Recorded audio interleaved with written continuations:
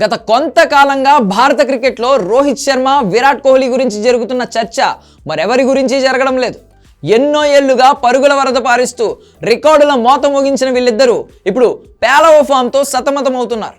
Aussies టూర్లో ఉండగానే రోహిత్ టెస్టులకు సైతం గుడ్ బై చెప్పేందుకు నిర్ణయించుకున్నా మళ్ళీ వెనక్కి తగ్గాడు. అటు కోహ్లీ కూడా తనకి కలిసి వచ్చిన కంగారు గడ్డపై అట్టర్ ఫ్లాప్ అయ్యాడు. దీంతో ఛాంపియన్స్ ట్రోఫీకి ముందు వీరిద్దరి ఫామ్ టీమిండియాకు ఆందోళన కలిగిస్తోంది.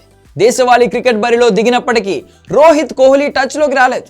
ఈ నేపథ్యంలో వీరిద్దరూ మెగా టోర్నీలో ఎలా ఆడుతారు అనేది ఆసక్తికరంగా మారింది. తాజాగా రోహిత్, కోహ్లీ ఫామ్ గురించి భారత మాజీ కెప్టెన్ సౌరవ్ గంగూలీ ఆసక్తికర వ్యాఖ్యలు చేశాడు. త్వరలో జరగబోయే ఇంగ్లాండ్ వన్డే సిరీస్, ఛాంపియన్స్ ట్రోఫీలో ఈ ఇద్దరు అదరగొడతారని కాన్ఫిడెంట్గా చెప్పాడు. వైట్ బాల్ క్రికెట్లో కోహ్లీ, రోహిత్ అత్యుత్తమ క్రికెటర్లని వ్యాఖ్యానించాడు. టెస్ట్ క్రికెట్తో పోలిస్తే ఈ ఫార్మాట్లో వాళ్ళకి మంచి రికార్డు ఉందని గుర్తు చేశాడు. ఇంగ్లాండ్ వన్డే సిరీస్తో పాటు ఛాంపియన్స్ ట్రోఫీలో వాళ్ళు బాగా రాణిస్తారన్నాడు. ముఖ్యంగా దుబాయ్లో బాగా ఆడుతారని, ఈ విషయంలో అభిమానులు ఎలాంటి అనుమానం పెట్టుకోవద్దంటూ దాదా చెప్పుకొచ్చాడు. గత వన్డే వరల్డ్ కప్లో వీరిద్దరూ బాగా రాణించిన విషయాన్ని గంగూలీ గుర్తు చేసుకున్నాడు. ఎన్నో ఏళ్లుగా ఎంతో క్రికెట్ ఆడిన వీరిద్దరూ ఇలాంటి సందర్భాలను చాలాసార్లు ఎదుర్కొన్నారని చెప్పాడు.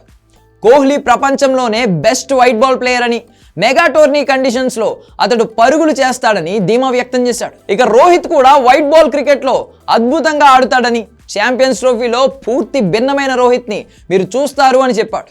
ఇదిలా ఉంటే భారత బౌలింగ్ అటాక్ గురించి దాదా మాట్లాడాడు. ముఖ్యంగా బూమ్రా ఆడతాడా లేదా అన్న డౌట్స్ ఉండడం ఆందోళన కలిగిస్తోందన్నాడు.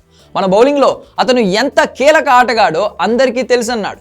నాకౌట్ మ్యాచ్లకు బూమ్రా అందుబాటులోకి రావాలని కోరుకుంటున్నట్లుగా దాదా చెప్పాడు. మరోవైపు ఈ మెగా టోర్నీలో సెమీఫైనల్స్కు చేరే జట్లపై దాదా తన అంచనాలను వెల్లడించాడు.